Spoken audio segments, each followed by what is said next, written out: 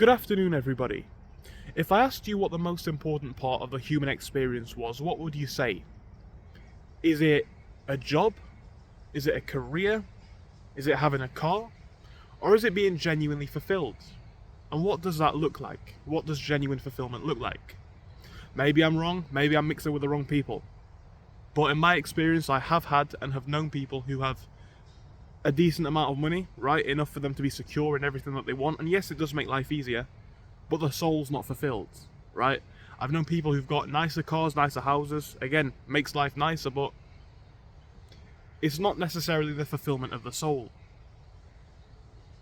A lot of the videos that I make are just me learning, just me sharing the opinions and knowledge of things that I've decided to go out and learn and kind of started to understand. And a lot of the stuff that I've been making relates to business and income, because otherwise this channel as a concept is just a fantasy. If I speak about the fact that moving abroad might be a better move for your finances or your living conditions, that's all great on paper, but how do you realistically afford it? And that's why I speak about businesses as well. I don't think that the human fulfillment comes from a job or an income, but here's my point, right? Maybe it does. It depends on what you're doing. If you're helping other people, maybe it does. Maybe you do find fulfillment in what you do.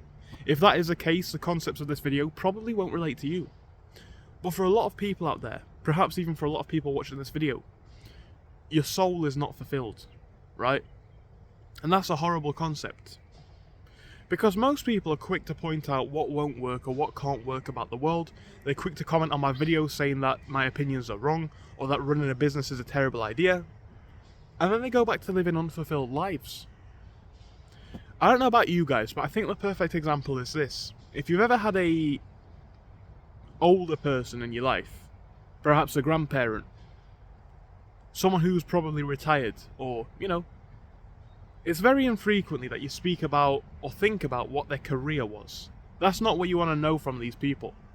Maybe it's a part of the story, maybe it is an important thing too, but generally it's about the life experience, right? That is where I think true fulfillment comes from. Making things actually work. So why do most people, if this is the case, choose to live unfulfilled lives? And I think this is where the two sides of opinion will start to split.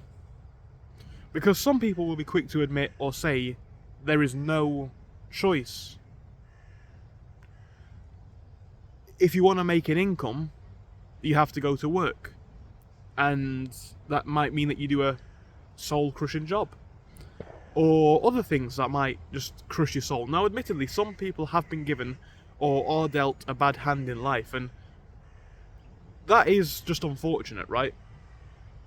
And there's always there's always an advantage that comes from every position, but at the same time, there are people going to be watching this who genuinely have been dealt a very bad hand in everything. But for most people, let's go with the majority argument, because that way it's useful for the most or largest number of people. You do have a choice. Now here's the thing. Everyone expects this choice to be instantaneous. The reason why most people's souls are unfulfilled, I think, is because they're in a path where from school they're told to do something which is not necessarily fulfilling of the soul. And in society, or at least as people call it, Western society, a term that I think doesn't necessarily make the most sense, but because we all understand it, we'll use that. In Western society, we are so detached from it. And the idea of fulfilling our soul is not necessarily found anymore in our human connections, or the good that we can do for ourselves or the world, or the experiences that we have. It's found in the stuff that we can buy. The good that we can do for big companies in terms of being good employees. And that's pushed on us from, well, literally age 3 if you've gone to school in the UK at least 5. You're told about what you should be doing and parameters that you should be following. And of course, schools and education is very constructive and essential for society. We can't have people just not knowing anything, right? But at the same time, there's basic skills which I think go up to about, 11 to 12, where you're able to read, write and calculate basic stuff. From there, it's a different kind of path. And yes, it does teach staying power and all that kind of good stuff that you will need in life. But at the same time, think about it. You're being set up to go from age 3 to about, 65, 70 without a real break.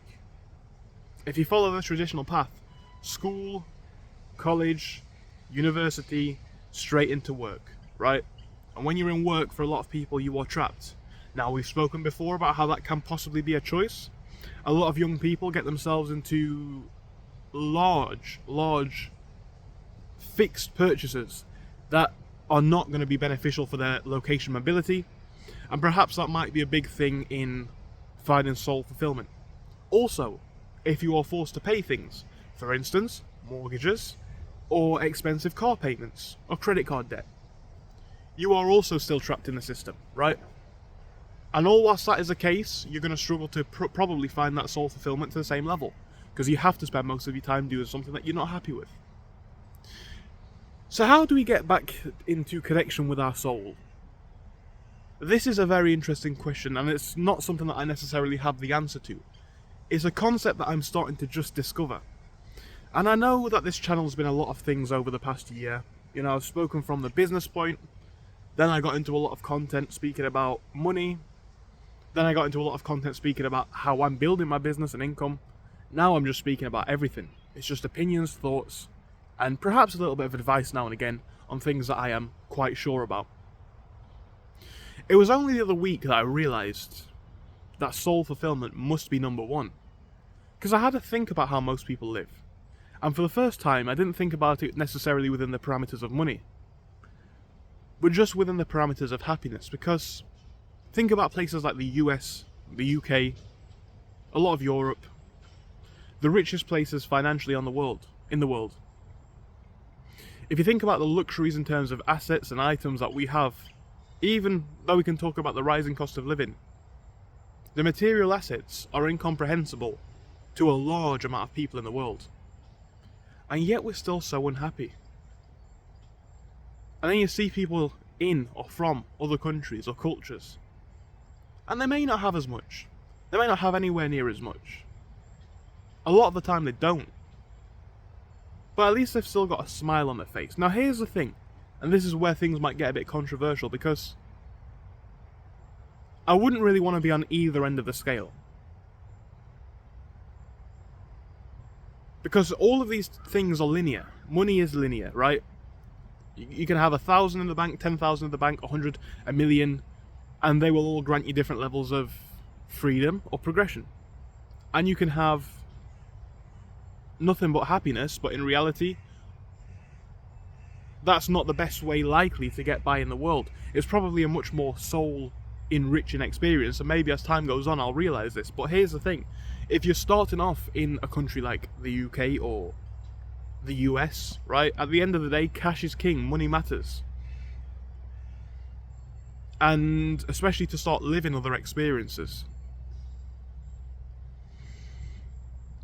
We can't detach from the concept of making money or getting by in some way. But here is the point. When's the last time you've done something that you have felt like is truly good for your soul? And I don't mean going to work and doing your 9 to 5 well. If you work for certain companies, maybe you're a doctor, maybe you're an aid worker, maybe you are genuinely finding your fulfillment in your work. Maybe even if you're just an office assistant and you can say you help the world in some way, maybe that's where you find your fulfillment. But to be honest, for most people it doesn't seem to be the case. Now if that's not the case, then clearly we are very detached. And we never think, or never stop to think about what it is our soul truly wants. And again, when is the last time you've done something that genuinely feeds that? I don't mean having a night out with the lads, going on the town drinking, or anything like that. I mean more, I don't know, because it's very subjective. So for me, I like to create stuff. I'm a big fan of drawing and art and painting. Maybe you're a big fan of reading or writing or dancing.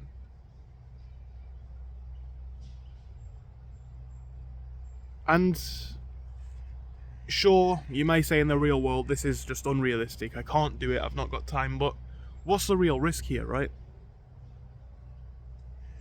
Because there's two ways of doing this. I'm quickly coming to the point of realization that the capitalist system is not everything.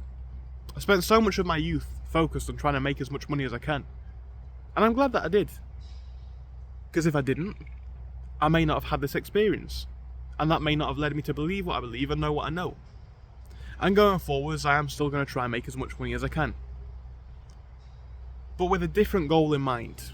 Yes, I still want a nice car and a nice house and all these different things. But like I say, going back to the point, where is your soul at? And I think this is why a lot of people who actually make it to middle class or financially independent or rich seem to feel quite unfulfilled, because not only is a lot of joy in the come up, but this is where you get to see both ends of the spectrum. And this is why I said earlier, I would not like to be on either end. Because I've been broke and happy, right? And looking back, some of the funnest and stupidest, and I'll tell you guys stories as the channel builds, right? I'm sure you're not interested in that at this stage. And also I'm trying to grow the channel. You need to get people interested in you to hear your stories. Otherwise it's just some random guy talking, right? But in time I will probably tell you a lot of the stories of stupid and funny and ridiculous things that I and my friends and family or whatever have done. We've had a laugh, right? I didn't have any money at the time. Then you have money and you can help people, you can help yourself, you don't have to worry. And again, a lot of the time you do need money to financially and to an extent even possibly spiritually free yourself, because if you're working 40 plus hours a week, that's a lot of time that you're giving away. And if your job, in your opinion, is soul destroying, there you go. But what am I saying here? I've spent a lot of time focusing on money, and I don't regret it, but at the same time, I'm glad that I'm coming to all of these realizations before I'm 30 or 40, or even worse, 70 or 80 and it's too late. I'm realizing a lot of this stuff is wrong. And when you realize that capitalism isn't everything, you've got to think about what else could be. Then you look to places where they have so much less money and it's like, why are they more happy? We've just lost that in this part of the world. I mean, we've spoken about this before, you know, hyper-commercialism has become king. Money has become king. Connection means less. And we're prioritising helping big businesses over helping ourselves and our true friends and family in the way that we genuinely can. I don't mean buying them a sports car. You guys will probably know what I mean. I don't know, maybe I'm going through a weird phase. Or maybe I'm discovering the actual truth. I'll leave you guys to decide in the comment section, I'm sure you will anyway.